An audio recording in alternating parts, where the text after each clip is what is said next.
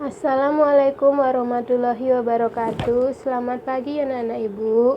Sebelum memulai pembelajaran hari ini, alangkah baiknya kita berdoa terlebih dahulu. Doa dimulai, doa selesai. Pada hari ini kita akan mempelajari konjungsi, sinonim, dan antonim. Terlebih dahulu kita akan membahas mengenai konjungsi. Konjungsi ialah kata penghubung atau kata sambung. Bisa juga disebut konjungsi adalah kata atau ungkapan penghubung antar kata, antar frasa, antar klausa, dan antar kalimat. Jenis konjungsi itu ada 3 jenis. Pertama itu ada konjungsi koordinatif. Konjungsi koordinatif adalah konjungsi yang menghubungkan dua klausa atau lebih yang memiliki status sintaksis yang sama atau disebut juga dengan konjungsi setara. Ciri konjungsi koordinatif adalah kemampuannya untuk menghubungkan dua buah kata atau lebih untuk membentuk frasa koordinatif. Contohnya ada dan, tetapi, atau. Untuk konjungsi dan itu menyatakan penambahan, untuk konjungsi tetapi menyatakan perlawanan, dan untuk konjungsi atau menyatakan pemilihan. Contoh di dalam kalimat. Untuk konjungsi penambahan yakni dan, ini dia contoh kalimatnya. Puluhan ribu anggota TNI dan Polri dikerahkan guna mengamankan Pilkada DKI. Di sini konjungsi penambahannya itu adalah dan. Kemudian untuk konjungsi tetapi yang menyatakan perlawanan kita lihat yang B kalimatnya.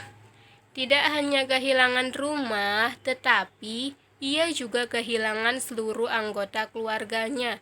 Ini kan menyatakan perlawanan. Dia tidak hanya kehilangan rumah, tetapi juga kehilangan seluruh anggota keluarganya.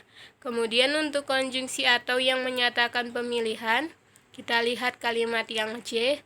Pemerintah mengajukan dua opsi, yaitu menaikkan harga BBM atau menambah jumlah subsidi energi. Itu kan kita memilih, di situ pemerintah ingin menaikkan harga BBM atau menambah jumlah subsidi energi.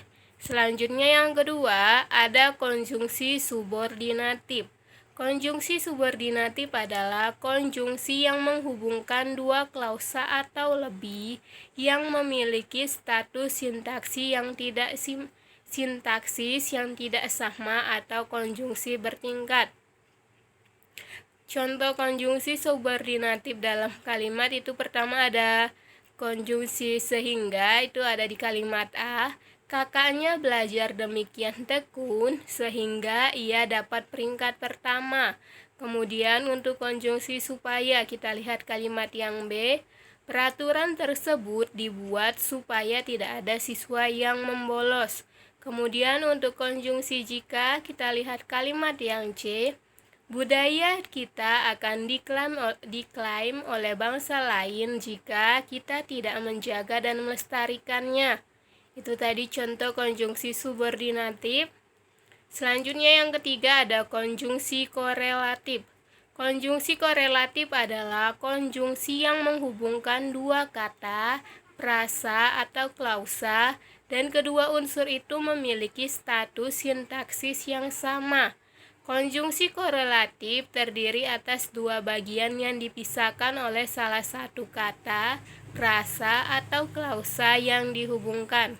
Contoh konjungsi korelatif itu ada konjungsi baik, kemudian kita buat kalimat, kemudian selanjutnya menggunakan konjungsi maupun. Berarti di dalam konjungsi korelatif ini ada dua buah konjungsi yang digunakan.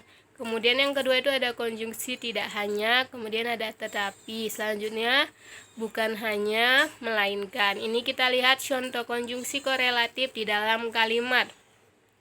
Untuk konjungsi baik maupun kita lihat kalimat yang pertama. Aksi unjuk rasa menentang kenaikan harga BBM semakin berujung bentrok baik di luar gedung DPR maupun di sejumlah daerah. Itu tadi konjungsinya ada konjungsi baik maupun, yang di garis bawah ini itu dialah konjungsinya. Kemudian Selanjutnya ada konjungsi jangankan dan pun.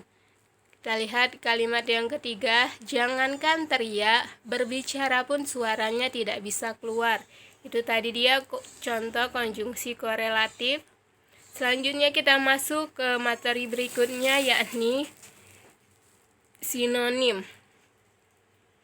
Sinonim adalah suatu kata yang memiliki bentuk yang berbeda, namun memiliki arti atau pengertian yang sama atau mirip. Sinonim bisa disebut juga dengan persamaan kata atau padanan kata. Contohnya adalah kata binatang dan fauna itu sama kan maknanya. Kemudian ada bohong dan dusta itu juga sama. Haus, dahaga. Kemudian ada pakaian, baju, dan selanjutnya ada bertemu dan berjumpa. Itu maknanya sama, hanya penulisannya saja yang berbeda. Kemudian konjungsi sinonim itu terbagi menjadi dua. Pertama itu ada sinonim semirip. Kata-kata yang dapat bertukar tempat dalam konteks kebahasaan tertentu tanpa mengubah makna struktural dan leksikal dalam rangkaian kata, frasa, klausa, atau kalimat tersebut saja. Jadi konjungsinya sinonimnya di sini mirip ya. Nah, contohnya ada kata melatis dan menerobos itu sama maknanya. Kemudian lahiria dan jasmania.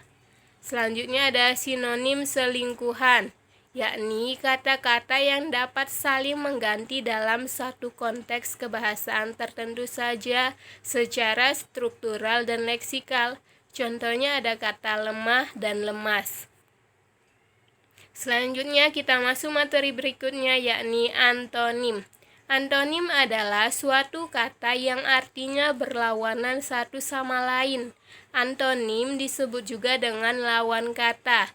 Contohnya kata panjang, pendek, naik, turun, kaya, miskin, surga, neraka, laki-laki, perempuan, atas, bawah.